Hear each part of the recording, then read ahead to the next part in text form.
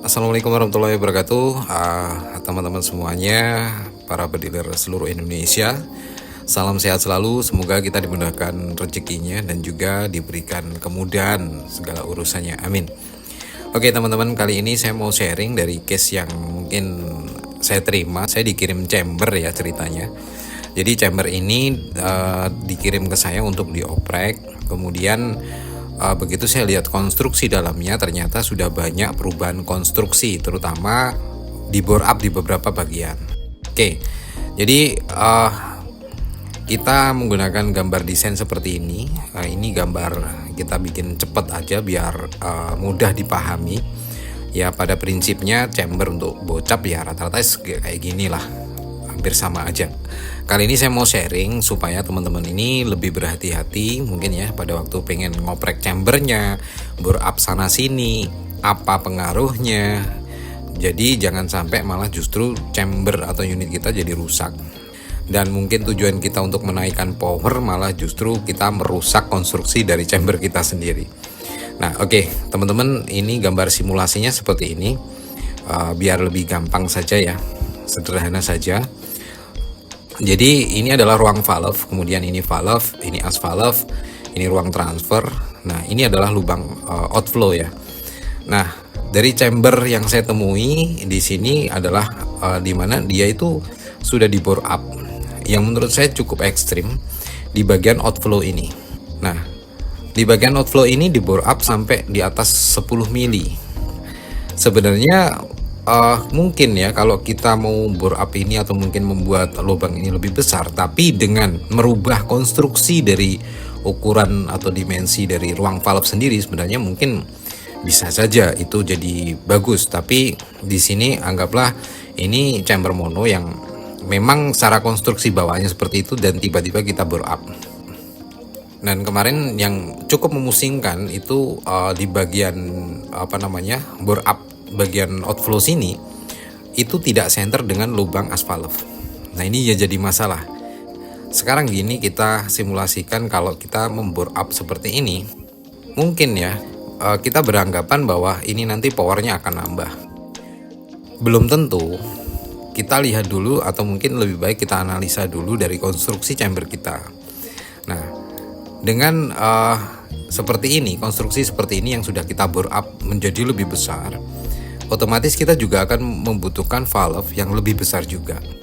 Tanpa kita merubah ruang atau mungkin ukuran dari ruang valve-nya, kita bisa lihat di bagian sini itu ruang valve ini jadi lebih sempit. Ya, bagian samping-samping ini jadi lebih sempit. Tapi mungkin berpendapat, "Bang, tapi itu kan hitungannya keliling." Ya, tapi tetap ini jadi lebih sempit. Oke, itu jadi kerugian menurut saya sih. Kemudian yang kedua, kita berharap mungkin dengan ukuran yang lebih besar, outflow-nya ini makin cepat dan makin banyak volume yang keluar.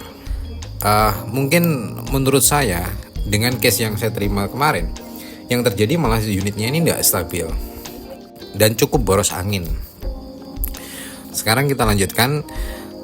Ini apabila as valve bagian sini ini dipukul oleh hammer, otomatis valve ini akan terbuka seperti ini. Dan kemudian angin bertekanan tinggi dia akan keluar melalui lubang outflow ini dan kemudian dilanjut ke lubang transfer, ke laras, kemudian mendorong mimis.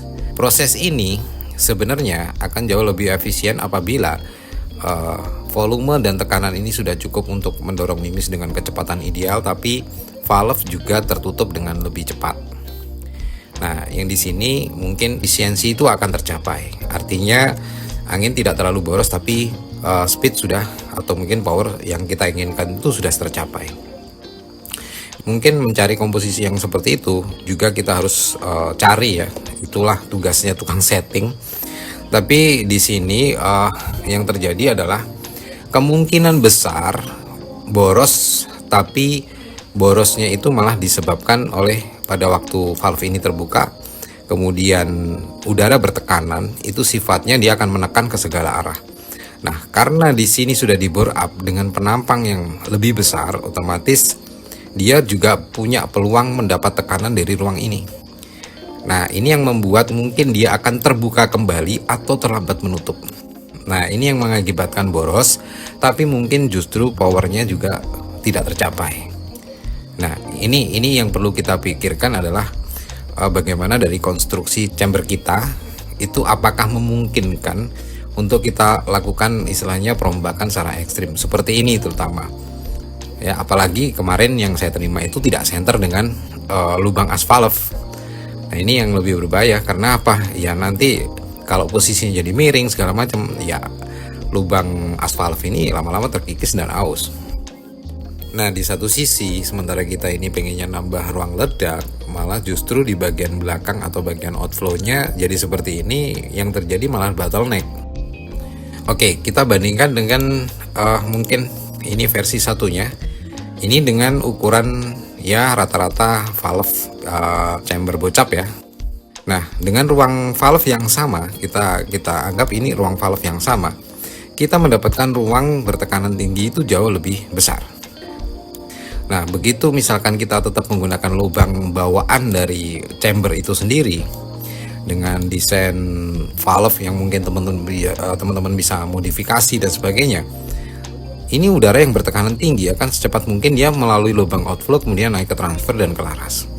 Tapi pada waktu valve ini mau menutup, penampang bagian sini juga sedikit lebih kecil. Jadi dia sedikit mungkin tidak terlalu banyak tekanan yang mengarah atau mungkin membuat valve ini terlambat menutup atau mungkin justru terbuka kembali. Ya, jadi begitu terbuka, angin sudah keluar lewat outflow dan transfer, ini segera secepat mungkin jadi tertutup. Mungkin efisiensi itu akan lebih tercapai daripada kita menggunakan lubang outflow yang lebih besar. Nah, dari chamber yang saya temui yang sudah dibor up ini, yang terjadi malah justru dia cenderung tidak stabil dan ya tembakannya dia nggak konsisten. Untuk mencapai power yang saya inginkan itu cenderung dia jadi lebih boros. Meskipun saya sudah rubah-rubah ya konfigurasi dari pairnya ini, baik pair valve maupun pair hammer. Oke, dari sini kita bisa ambil kesimpulan bahwa pada waktu dia terbuka, dia outflow-nya jauh lebih banyak volumenya dengan pressure yang sama. Kemudian speed yang kita inginkan tercapai, tapi valve juga lebih cepat menutup karena blowback di sini tidak cukup kuat untuk membuka valve ini kembali. Karena luas penampang di sini juga sudah dikurangi, jauh lebih kecil. Ini di luar efek hammer ya, rebound hammer yang mana mungkin juga bisa membuat valve itu terbuka berulang-ulang. Oke, jadi kesimpulannya saya juga berharap teman-teman lebih teliti lagi. Lebih baik dianalisa dulu chambernya itu apakah memungkinkan atau mungkin apa efeknya nanti pada waktu kita mau merombak konstruksi dari chamber itu sendiri. Dan saya yakin para pembuat chamber ini sudah benar-benar menghitung mungkin kebutuhan lubang transfer, kebutuhan lubang outletnya sebelah sini atau outflow-nya sini itu dengan kaliber yang kita pakai seperti itu. Jadi mungkin harapannya kita mendapatkan power lebih, justru mungkin kita malah merusak konstruksi dari chamber yang kita miliki. Oke teman-teman semuanya, mungkin itu ya yang saya share hari ini. Semoga bermanfaat dan juga saya ingatkan kembali agar kita lebih menjaga safety. Apa yang jadi hobi kita ini lebih baik menyenangkan, jangan membahayakan. Oke, salam satu laras dari saya. Assalamualaikum warahmatullahi wabarakatuh.